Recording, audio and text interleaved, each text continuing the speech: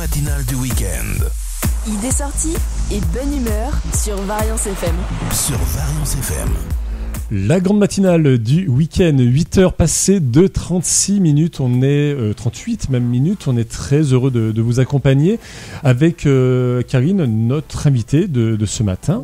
Oui, elle est avec nous par téléphone et c'est Caroline Bardot. Bonjour Caroline Bardot. Bonjour à toutes et tous. Voilà, merci d'être avec nous. Alors vous êtes vice-présidente de Vichy Communauté.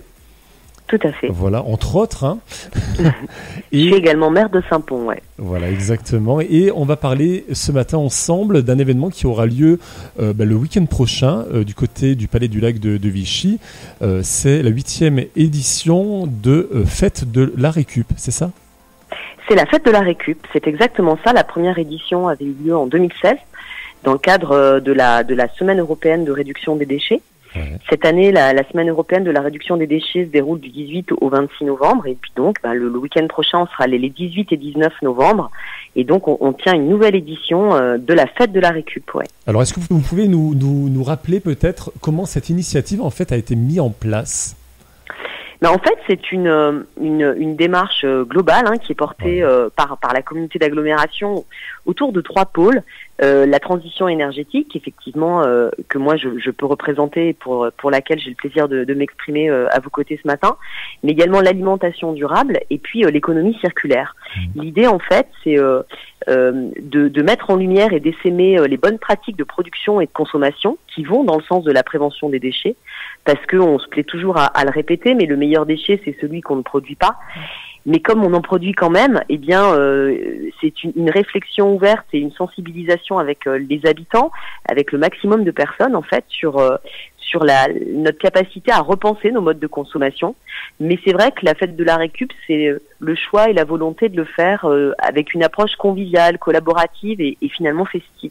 D'accord. Alors, est-ce que vous avez remarqué, justement, là on est sur la 8e édition, est-ce que vous avez déjà remarqué un changement, une évolution peut-être dans les habitudes des consommateurs ? Alors oui, ce qui est vrai et qu'on constate, et que mes collègues qui gèrent les déchets au sein de la communauté d'agglomération constatent, et puis moi-même en tant que maire au sein de ma commune, c'est une vraie amélioration dans le tri, dans le tri sélectif. Les gens aujourd'hui ont acquis ce geste et trient bien mieux leurs déchets. Reste aujourd'hui qu'on en produit encore beaucoup et il y a beaucoup d'emballages. Et donc là, il y a un vrai sujet national, voire européen et bien au-delà de nos frontières de réduction de ces emballages. Mais on a une prise de conscience qui est effectivement croissante. On le voit aussi à travers les associations nombreuses qui existent aujourd'hui et puis qui peut-être étaient avant identifiées comme étant des gens originaux, un peu voire même marginaux, et aujourd'hui plus du tout. Aujourd'hui, tous ces gens qui sont mobilisés dans des associations environnementales, de sensibilisation, sont beaucoup mieux perçus et je pense que oui, il faut être positif et qu'on avance. Alors ça prend du temps parce que c'est un changement de culture, un changement d'habitude, et il faut respecter ce temps-là aussi. Mais j'ai vraiment le sentiment que ça va dans le bon sens. Alors vous nous parliez des associations tournées autour de l'environnement et de tout cet univers. Est-ce qu'elles sont nombreuses du côté de Vichy ? Oui, alors et comme partout, mais effectivement il y en a beaucoup. Là sur la Fête de la Récup, on va avoir une trentaine d'acteurs locaux engagés, mobilisés, que ce soit d'ailleurs des collectivités, des associations, des syndicats intercommunaux, puisqu'on aura aussi des syndicats de déchets, beaucoup d'acteurs, et on va être organisé autour de 4 pôles. Un pôle sensibilisation, un pôle créatif et déco, un pôle alimentaire, et puis un pôle, ce qui est tendance aujourd'hui, le hypercafé et le numérique. Donc comment donner une deuxième vie à nos appareils, petits appareils électroménagers. Sur le créatif et la déco, on a aujourd'hui beaucoup d'auto-entrepreneurs à la faveur du développement aussi de ce statut, de gens qui vont essayer aussi d'en faire une activité commerciale, mais qui vont travailler avec uniquement des matériaux de récupération. Alors, c'est vrai aussi, parce qu'on parle de sensibilisation et de démarche vertueuse, mais on sera à quelques semaines des fêtes de Noël, et on a aussi envie de faire plaisir à ses proches, et la fête de la récup, ça peut aussi vraiment être l'occasion de faire des cadeaux de Noël originaux, uniques et vertueux, et d'être en phase avec quelques valeurs, et c'est plutôt agréable aux portes d'une fête qui est peut-être souvent trop teintée de commercial. Voilà. D'accord. Alors, vous le disiez, hein, donc, il y aura beaucoup d'associations présentes donc les 18 et 19 novembre au Palais du Lac à Vichy. Il y a beaucoup d'animations et d'ateliers, je crois, notamment prévus. En fait, la manière dont s'organisent ces 2 journées, donc c'est ouvert au public le samedi de 10h à 18h et le dimanche de 10h à 17h. Et la manière dont s'organisent ces 2 journées, c'est autour, et c'est le cas depuis plusieurs années, cette formule a fait ses preuves, on va dire de 3 thématiques. Il y a des stands d'exposition permanents et de sensibilisation qui sont donc animés par les associations. Et il y a des ateliers créatifs pour petits et grands, avec ou sans réservation d'ailleurs, sachant que les réservations pour les stands qui sont sur réservation, elles se font jusqu'au 17 novembre sur une adresse mail que je partage avec vous qui est fête-de-la-récup@vichy-communauté.fr. Et la fête de la récup, petite subtilité dans le nom de la manifestation, c'est la fête FAITES, puisqu'on est bien sur l'action, on fait et on fabrique cette récup. Donc je vous le disais, des stands d'exposition, des ateliers créatifs et puis des animations. Et vraiment la volonté de Vichy Communauté autour de ce week-end, c'est de monter ce week-end ces 2 jours autour voilà de stands en fixe et puis d'animations. On aura par exemple une œuvre collective qui servira de fil rouge, collaborative et participative, et chacune et chacun pourra participer à la création de cette œuvre tout au long du week-end, qui ensuite sera exposée dans divers lieux du territoire. D'accord, très bien. En tout cas, c'est tout noté. Comment aujourd'hui, c'est vrai que Vichy Communauté et de nombreuses communes participent à aider les associations pour l'environnement et à travers d'actions, à travers plein de choses. Est-ce que vous pensez qu'aujourd'hui, c'est vraiment important que les élus soient quelque part le moteur, en tout cas accompagnent les associations tournées autour de l'environnement ? Alors oui, au moins pour si on ne devait avoir qu'une seule et bonne raison, c'est l'exemplarité.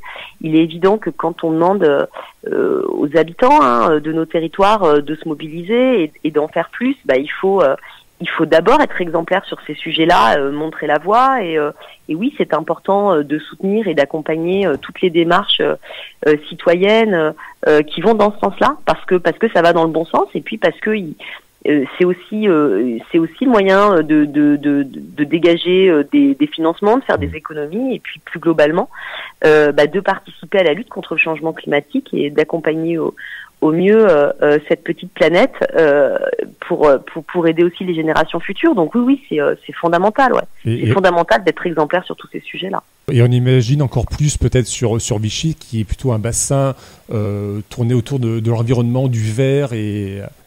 Alors bien évidemment, toutes ces thématiques de santé-environnement, elles sont au cœur du développement et de l'attractivité de notre agglomération.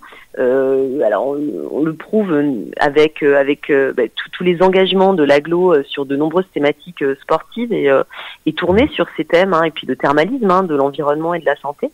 Plus globalement, tout à chacun, au-delà même de la nécessité de préserver l'attractivité du territoire. Une fois encore, c'est un vrai engagement, d'ailleurs, et à la fois personnel et à la fois collectif, mais pour simplement accélérer la lutte contre le changement climatique. Et nous, on a vraiment fait de la décarbonation du territoire un enjeu fort pour les années qui viennent sur l'agglo. C'est une thématique que défendent tous les élus de l'agglo.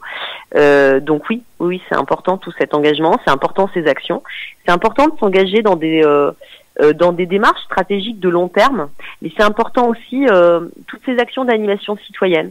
On intervient aussi beaucoup dans les écoles, toujours pour sensibiliser, accompagner au mieux, mais aussi avec le bras armé économique de l'agglo Vichy Économie pour sensibiliser les industriels, les entreprises.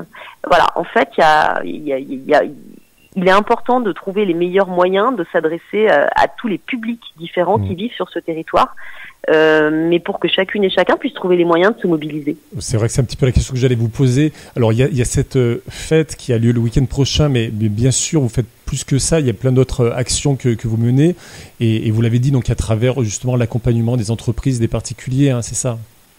Oui, on a par exemple développé une plateforme internet de ressources pédagogiques qui s'appelle la Mallette de Célestin, qu'on met à disposition de tous les enseignants des écoles de l'agglo, mais bien au-delà, puisque cette plateforme elle est complètement accessible à tout à chacun et qui recense des contenus pédagogiques pour accompagner les enseignants, les directeurs d'école pour sensibiliser au mieux nos jeunes à toutes ces thématiques.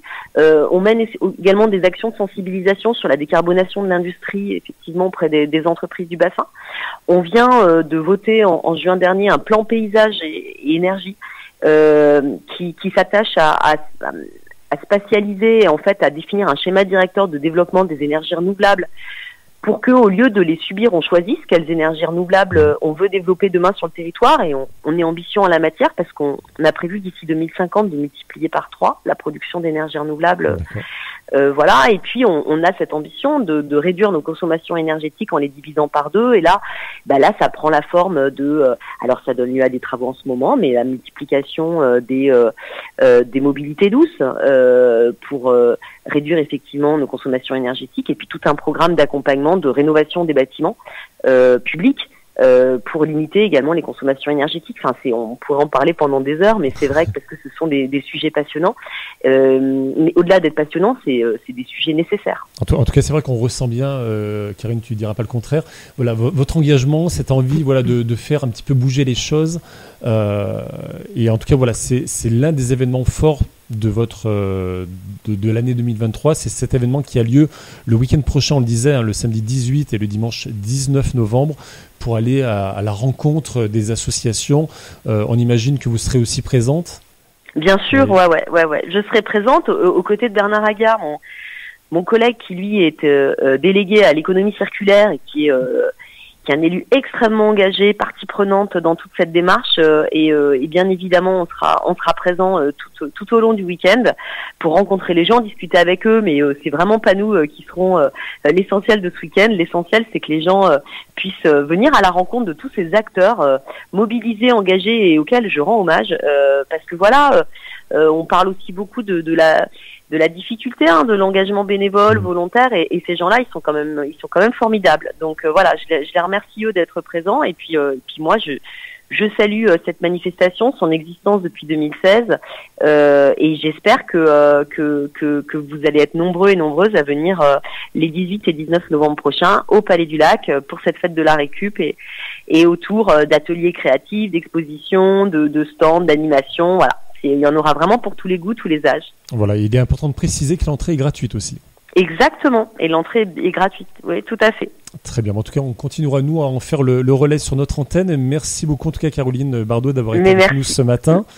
C'est moi qui vous remercie. On imagine que vous allez aller au défilé du 11 novembre.